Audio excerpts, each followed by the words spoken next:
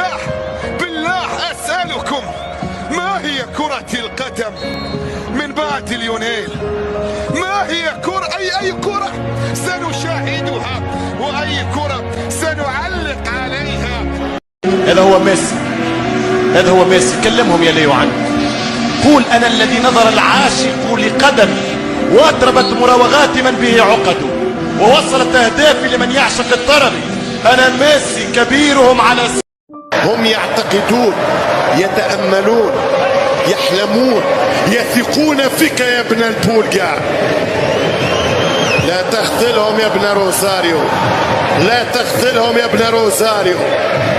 وهذا غير مستغرب للاعب في شبابه عزف الإبداع، وحينما كبر كان أيقونة الإبداع، حتى وقرب اعتزاله ما زال سيد الإشباع الكروي.